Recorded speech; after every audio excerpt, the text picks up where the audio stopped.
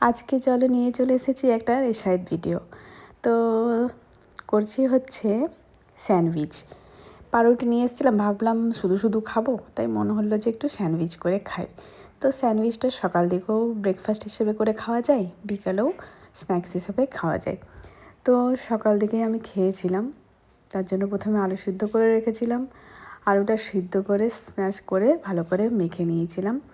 তার সাথে একটু পেঁয়াজ আর লঙ্কা একটু দিয়েছিলাম। তারপরে প্রথমে আলুটা পাউরুটির উপর দিয়ে দিয়েছি, তারপরে পেঁয়াজ কুচি, লঙ্কা কুচি আর একটু গাজর আর শসা কুচি করে রেখেছিলাম, সেটাও উপর থেকে দিয়ে দিচ্ছি। তো এটা না দেওয়াও যেতে পারে, এটা স্কিপ করা যেতে পারে, কেন কি শসা বা পেঁয়াজের স্লাইস করে কেটে রাখা ওগুলো তো দিতেই হয় আর কি স্যান্ডউইচে। তো আমি কুচি করেও কিছুটা দিয়েছি আর কিছুটা স্লাইস করে রাখা শসা পেঁয়াজও দেব। তো মাঝে একটু সস দিয়ে দিলাম, এরপর সস আর পেঁয়াজটা দেওয়া হবে। তো সস একটু সামান্য পরিমাণে ইউজ করেছি মাঝে দেওয়ার জন্য, আবার ওপর থেকে একদম ওপরে আরেকবার একটু দেওয়া হবে। তো চিলি সস আর টমেটো সস দুটো একসাথে মিশিয়ে নিয়েই দেওয়া হচ্ছে। আর আলুটা মাখার সময় বলতে ভুলে গেছি, আলুটা মাখার সময় একটু ভাজা জিরে গুঁড়ো আর কিছু চাট মশলা এগুলো দিয়ে মেখেছিলাম, তাতে টেস্টটা একটু ভালো হয়। তো এরপরে স্লাইস করে কেটে রাখা পেঁয়াজ আর শসা সুন্দরভাবে সাজিয়ে দেব। যতটা সম্ভব পাউরুটি যত বড় হবে তত কিন্তু স্যান্ডউইচটা ভালো হবে। তো আমি একটু ছোটো ছোটো পাউরুটিটা ছিল, শুধু শুধু খেতে ভালোও লাগছিল না, সেই জন্য আমি স্যান্ডউইচ করে খাবো বলেই ভাবলাম, তাই রেডি করতে শুরু করলাম। তো মোটামুটি আমার হয়ে গেছে। সসটা আরেকটু উপর থেকে দিয়ে দিচ্ছি, এরপর আরেকটা করে পাউরুটি উপর থেকে চেপে ধরবো। সসটা সামান্য করে ইউজ করেছি। তো মোটামুটি রেসিপিটা শেষের দিকেই, এরপর উপর থেকে একটু চিজ গ্রাইন্ড করে দিয়ে দেব। সুন্দর লাগে, এতে চিজের স্বাদটা খুব সুন্দর লাগে। স্যান্ডউইচ বা যে কোনো এরকম বার্গার, পিৎজা এসবের জন্য চিজটা কিন্তু ম্যান্ডেটরি। তো সবগুলোতে সুন্দরভাবে একটু দিয়ে দিচ্ছি ওপরে, যতটা পরিমাণে রয়েছে চিজটা পুরো একটা প্যাকেট পুরোটাই 4টা পাউরুটিতে লেগে গেলো। 4টা নয়, আরেকটা আমার পাউরুটি রয়েছে এক্সট্রা, সেটাতেও কিন্তু দেবো। তো মোটামুটি কমপ্লিটের দিকেই।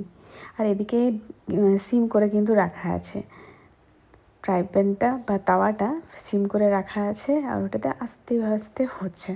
তো মনে হচ্ছে একটু লেগে যেতে পারে, অনেকক্ষণ ধরে হচ্ছে তো তো সেক্ষেত্রে একটু বন্ধ করে দেওয়া যেতে পারে, কিন্তু আমি বন্ধ করিনি, একটু মানে ক্রিস্পি হলে ভালো লাগে খেতে।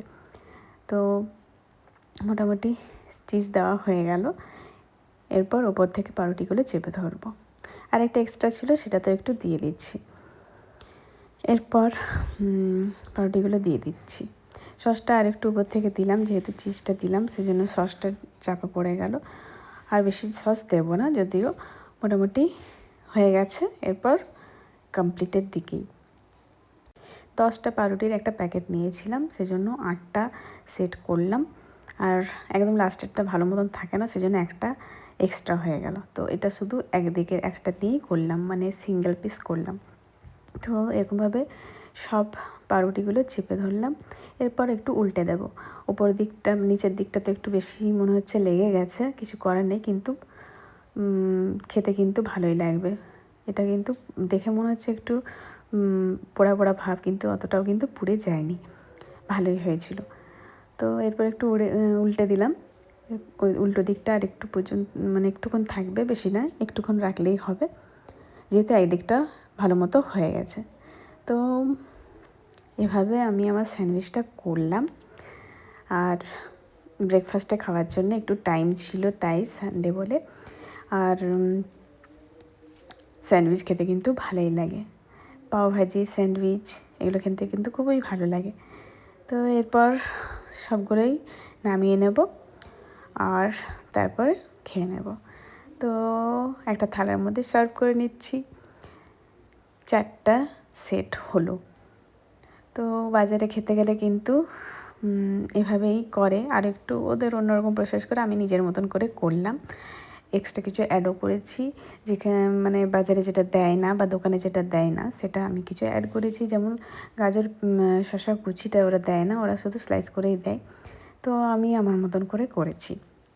আপনাদের কেমন লাগলো অবশ্যই কমেন্টসে জানাবেন। এরপর টেস্ট করার পালা। আমি তো টেস্ট করার জন্য এক্সাইটেড হয়ে আছি।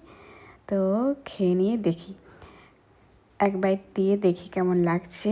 খেতে তো আমার বেশ ভালোই লাগলো। আপনাদের দেখে কেমন লাগলো অবশ্যই জানাবেন। তাহলে দেখা যাচ্ছে নেক্সট ভিডিওতে। ততক্ষণে টেক কেয়ার অল, টাটা।